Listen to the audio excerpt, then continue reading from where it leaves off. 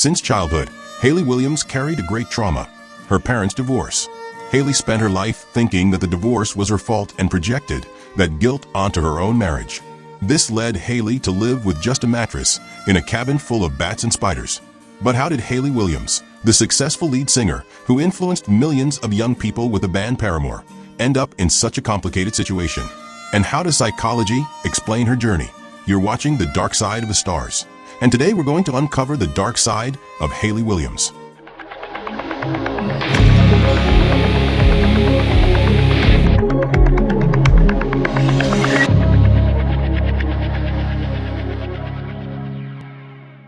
Hayley Nicole Williams was born on December 27, 1988, in Mississippi, daughter of Christy Williams and Joey Williams.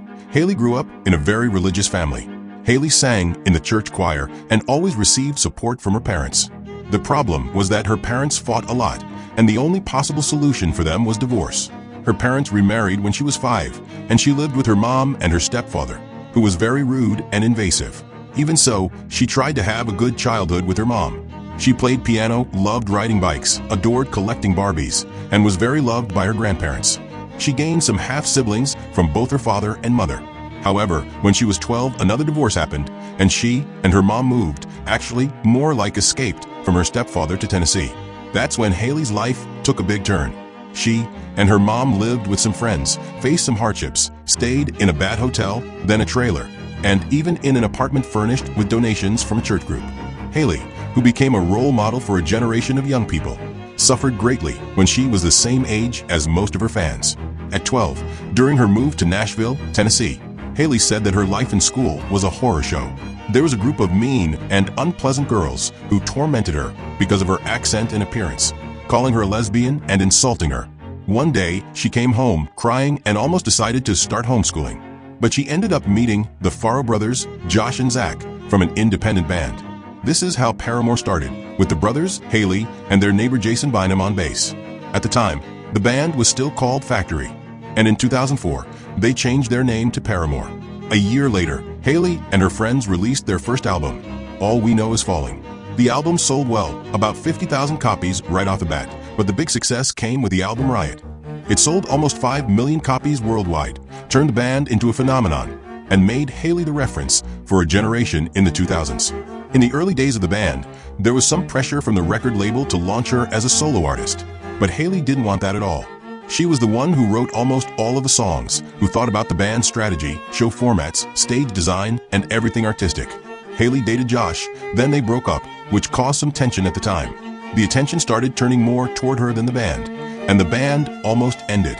There were many arguments. Josh and Zach left, the bassist came and went, and they released 3 more studio albums, with Hayley always staying firm in the band, but not always that strong. And that's Hayley's weakness. Hayley suffers a lot internally in many ways. Her escape valve is songwriting. Back in her adolescence, when her parents divorced, she felt guilty for the separation. It was through therapy that Hayley realized she wasn't to blame. The same thing happened with her relationship with New Found Glory guitarist Chad Gilbert, which started in 2008 and ended in 2017. What Hayley always wanted was a stable relationship, and the only reference she had in life was that of her grandparents, who met at 12 and stayed together until the end. Through lots of therapy, Hayley realized that she had chosen a partner who made her relive all the trauma of her parents' marriage. She said she was in a toxic relationship and kept thinking, I can fix this time, but of course, she couldn't. When Hayley started dating Chad, he had a girlfriend. Hayley said she feels ashamed of that now, but at the time she didn't realize she was with a guy who was cheating, and soon enough, she could be cheated on too. Not to mention, they had very intense fights, very similar to those of her parents. Especially after that, Hayley struggled a lot with depression. She ended up living in a cabin in Nashville with just a mattress, and like with her mom's divorce from her stepfather, she had borrowed patio furniture, with an infestation of bats and even giant spiders. She said it felt like a haunted house. Hayley said that the reason she's still alive is her dog, because the dog would wait for her to come home, and just thinking about the dog waiting and her not showing up made her feel bad for him.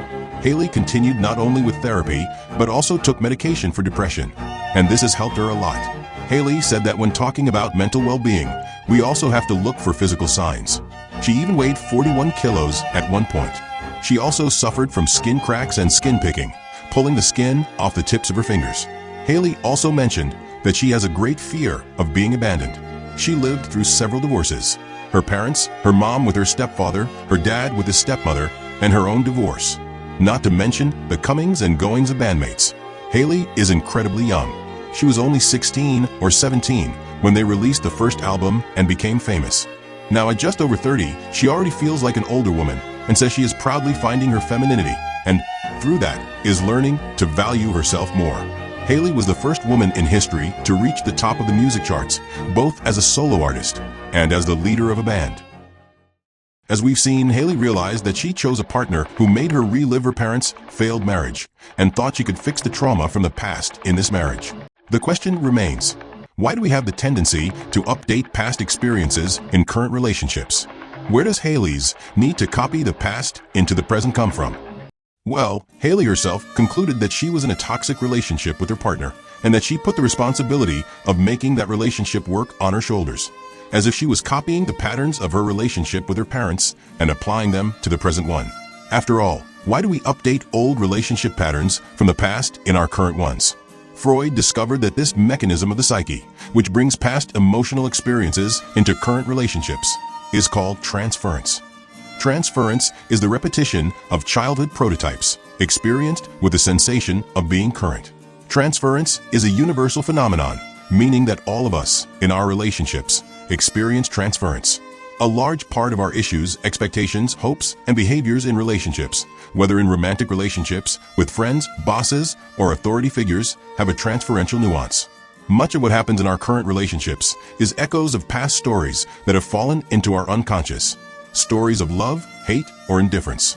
In other words, what changes in our lives is the setting, but deep down, the story is always the same. It's through the phenomenon of transference that psychotherapy can heal. That is, when the analyst becomes the depositary of the patient's past anxieties, expectations, and desires, they can, through the use of transference, clarify the hidden and provocative desires of the patient's pathology in the present moment of therapy. Now, how interesting. Hayley herself realized that she felt guilty for her parents' failed marriage, and through transference, she imposed on herself the mission of making her current relationship work. This is a heavy burden, and no one should have to carry it. Fortunately, Hayley sought psychotherapy and was able to give a new meaning to her problem, a trauma from the past, the guilt that she transferred into the present. Hayley brought her shadows into the light, and she continues learning how to live with more clarity and happiness. And in the next episode of The Dark Side of the Stars, he was the greatest idol of an entire generation and reached the top of the world as the lead singer of the band Linkin Park. But few knew the sad reality of Chester Bennington, a childhood full of trauma and a life consumed by abuse. How does psychology truly explain what happened to him? Don't miss the next episode of The Dark Side of the Stars.